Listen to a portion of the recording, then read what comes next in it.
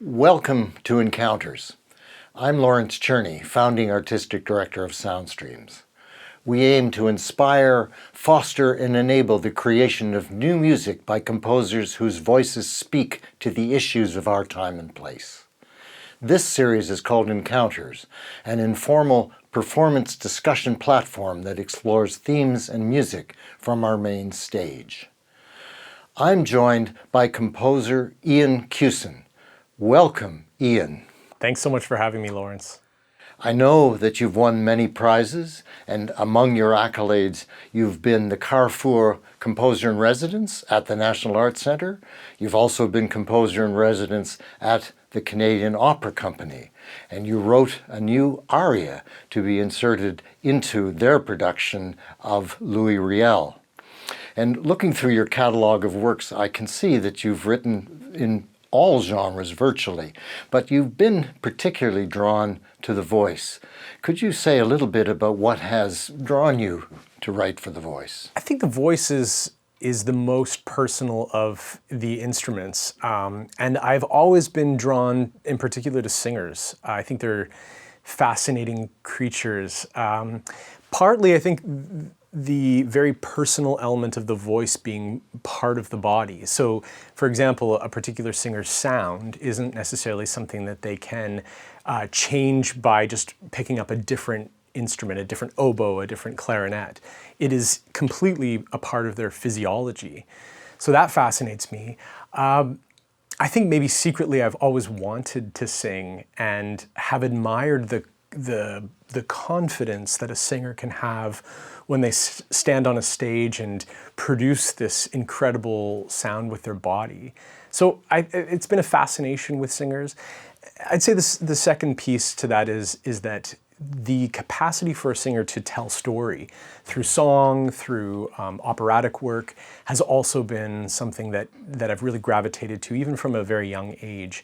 There's a part of my growing up that was so informed by storytelling that it was a natural extension to then think about spending a lot of my professional life writing parts of those stories and helping to tell those tales musically. So stories, text, are a very important part of your compositional life. Your 5 songs on poems of Marilyn Dumont, very powerful song cycle. Marilyn Dumont, of course, is a descendant of Gabriel Dumont, who was an ally of Louis Riel and took part in the Northwestern Rebellion in 1885. What about Marilyn Dumont's poems captivated you to the point where you wanted to do a song cycle around them?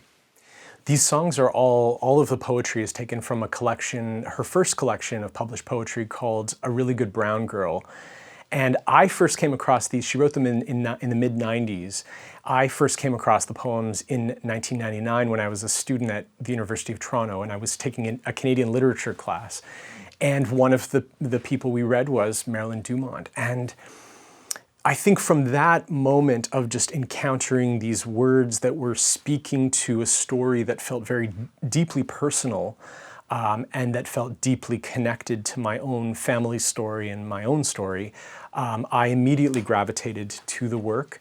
There's something about her writing that is so incredibly visceral. There's something very direct. There's something very lyrical and artful.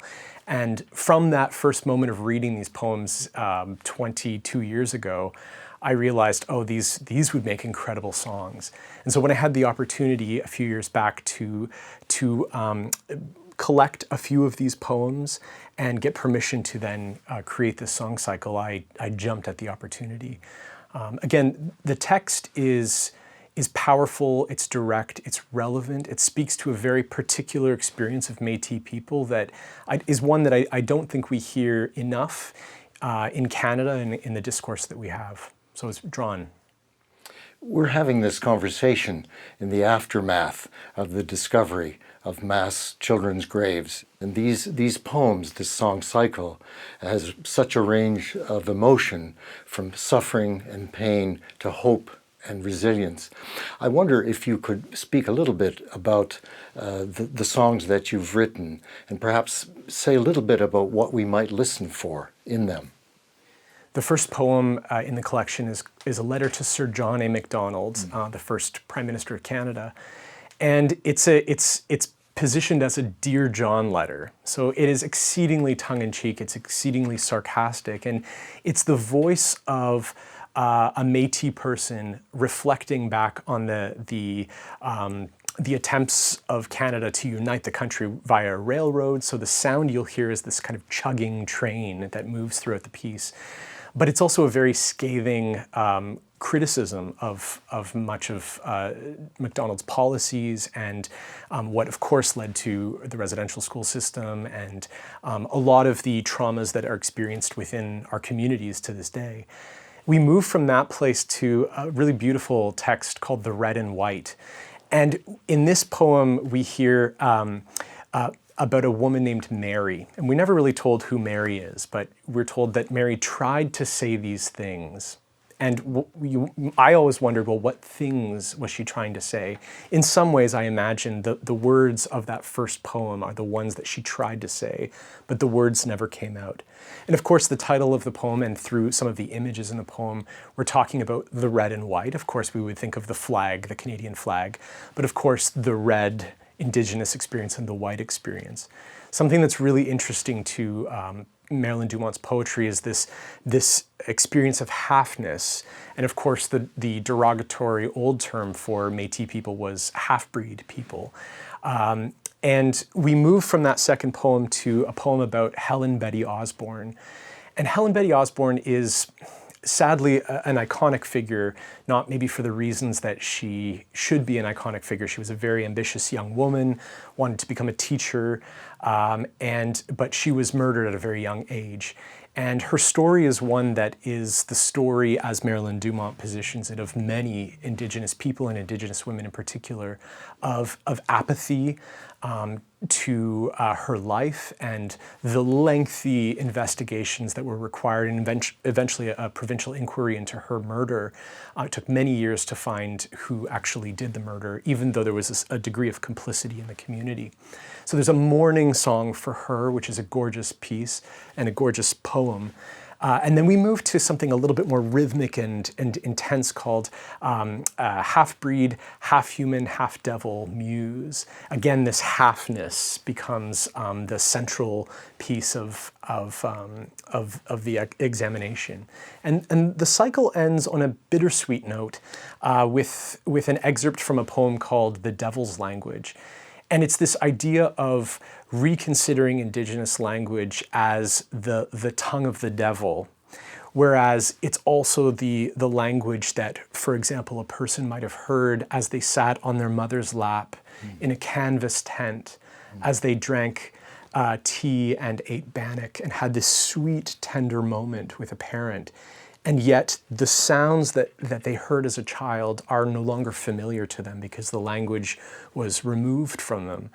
And all they have is this bittersweet memory of those sounds, which has now been labeled to them as the devil's language. And so it leaves us with a moment of a question around the loss of so much culture, including Indigenous languages. So the poems itself, they come together to make this cycle that is my own creation in terms of how they're assembled, but all from this wider collection of Dumont's. And there are just, in the rest of the collection, there's so many incredible poems, and I encourage people to go and pick up a copy of A Really Good Brown Girl and read it, and the rest of Dumont's poetry, which is just fantastic. To close off this program, you've chosen a work by Raven Chacon, a work called Ella Llora. Could you say a few words about Raven Chacon and the work that he created? Raven is a composer, sound designer, noise maker from south of the border, and is doing really, really exciting and interesting work. A lot of that work is collaborative. He's a Diné artist, and he is in this work he creates a lament of sorts for solo voice. There's no accompaniment to it. And in his program note, he describes this kind of crying song as one that was found through a cassette tape of a woman giving testimony. And as she was giving testimony in a court case, she was mourning and she was crying. And so he took that source material and created a work out of it. And we're told that the original tape is lost. And so maybe all we're left with then is a performer, in this case, Rebecca Cuddy, will be singing this song of lament and mourning and wailing of sorts.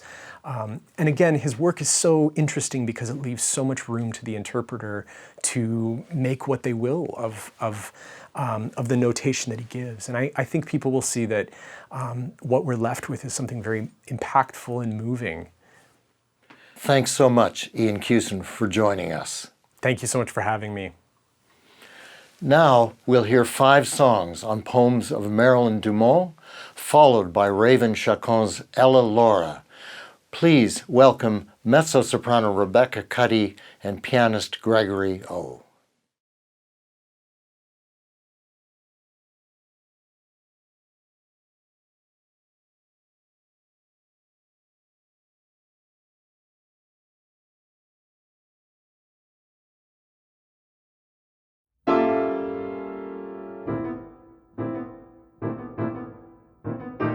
Dear John, I'm still here in Halfbreed after all these years. You're dead. Funny thing. That railway you wanted so badly, there was talk a year ago of shutting it down from sea to shining sea. And you know, John, after all that shuffling us around to suit the settlers, we're still here and Métis. We're still here after Meech Lake and one no good for nothing Indian holding up the train, stalling the cabin syllables, nouns of settlement, steel syntax, and the long sentence of its exploitation. And John, that goddamn railroad never made this a great nation, 'cause the railway shut down, and this country's still quarreling over unity. And Riel is dead, but he just keeps coming back in all the Bill Wilsons, yet to speak out of turn or favor. Because you know as well as I that we were railroaded by some steel tracks that didn't last, and some settlers who wouldn't settle.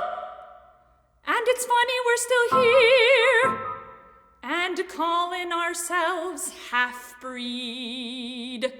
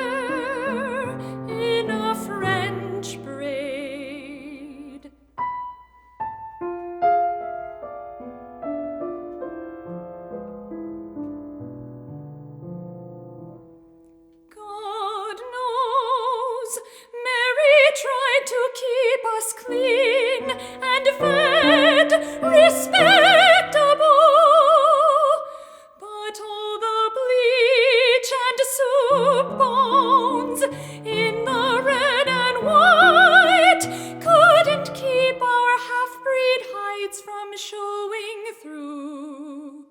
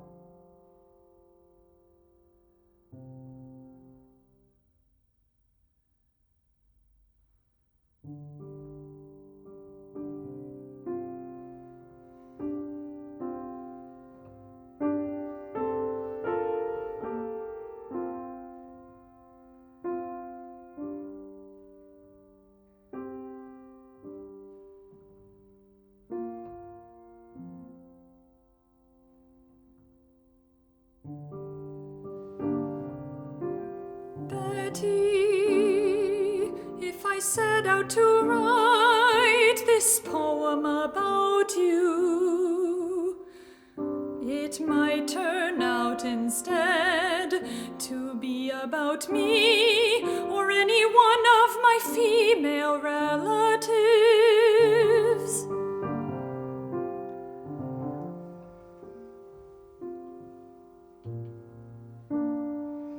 It might turn out to be about this young native girl growing up in rural Alberta.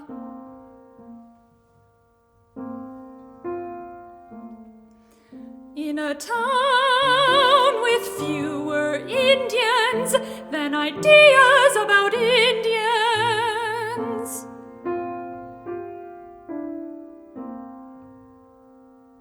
In a town just south of the Aryan nation.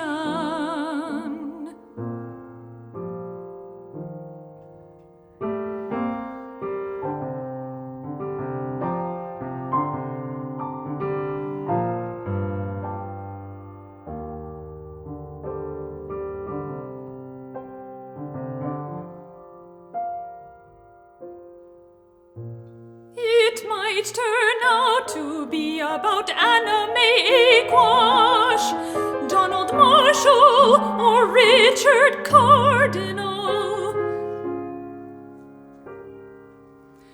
It might even turn out to be about our grandmothers, beasts of burden in the fur trade, skinning, scraping, pounding, bagging,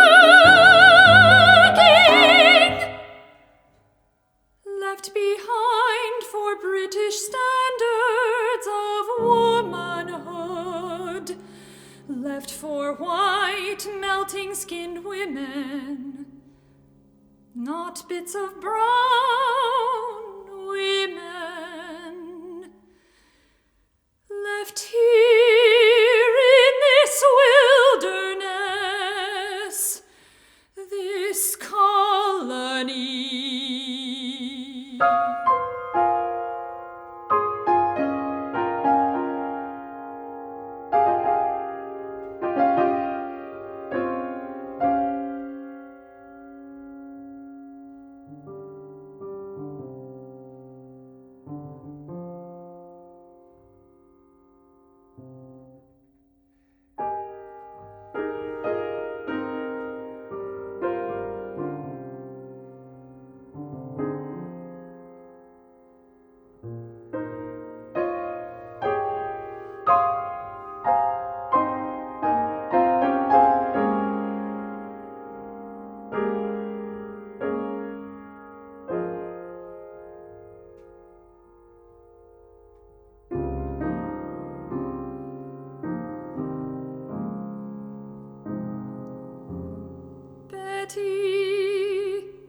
start to write a poem about you. It might turn out to be about hunting season instead.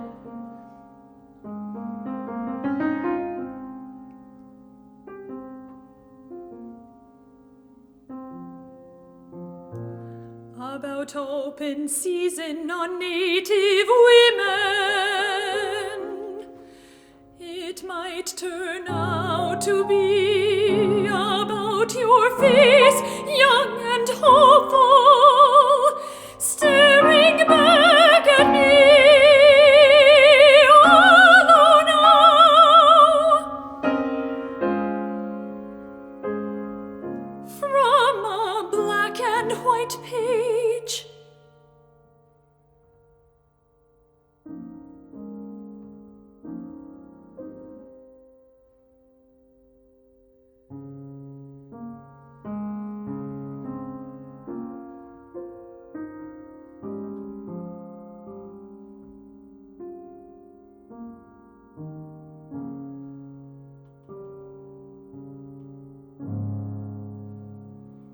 it might be about the townsfolk. Gentle word. Townsfolk who believe native girls were easy and less likely to complain.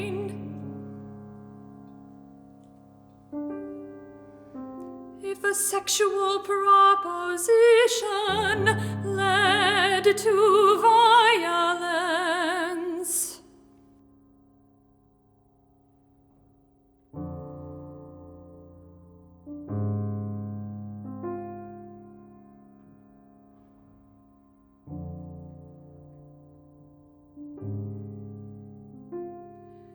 Betty,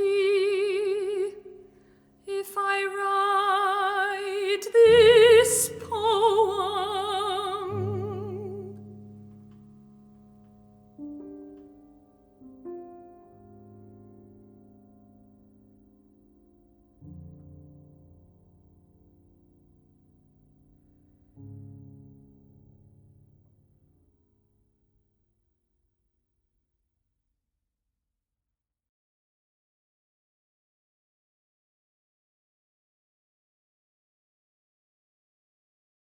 shutting off a dripping faucet, so there is no leak,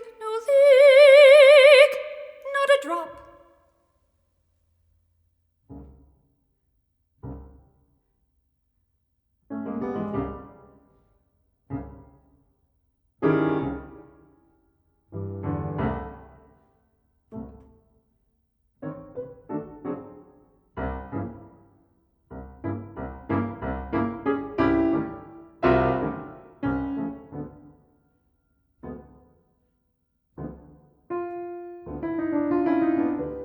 My eyes want to push out through mind skin. Arms and legs are propelled through numb air. Words writhe, wrists flare, escaping numbness.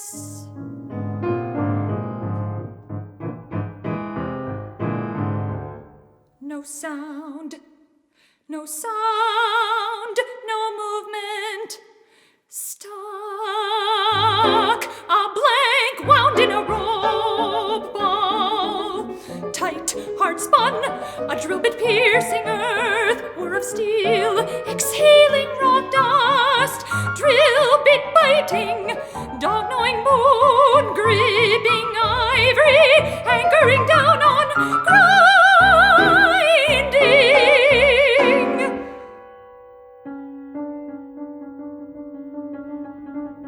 Giving up to giving over.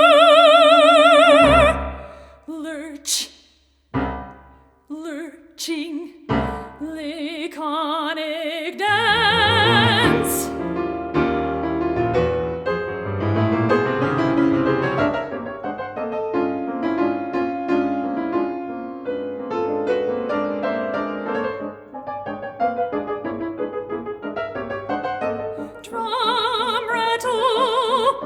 Gangly movement, offbeat, arm bent overhead, leg straight out, head twisted and shift a body. To next feral contortion, animal skin taut, blood paint, ochre skin, ash smell.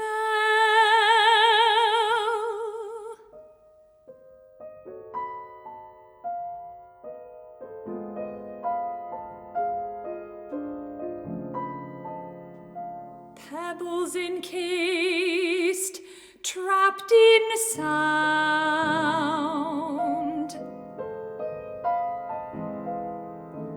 Pebbles rasp against thin, dry skin. A herd of rattles overtakes me.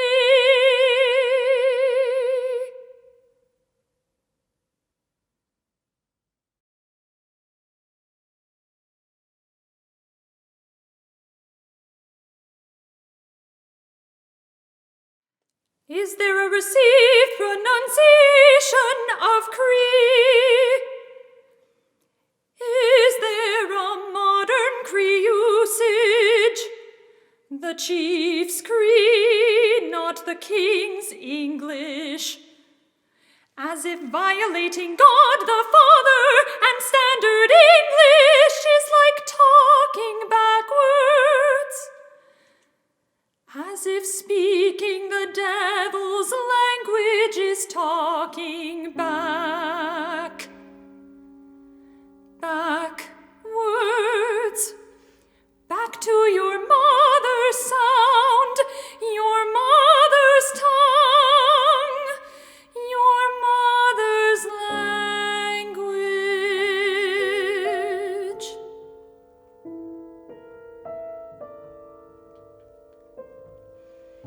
Back to that clearing in the bush, in the tall black spruce near the sound of horses and wind, where you sat on her knee in a canvas tent.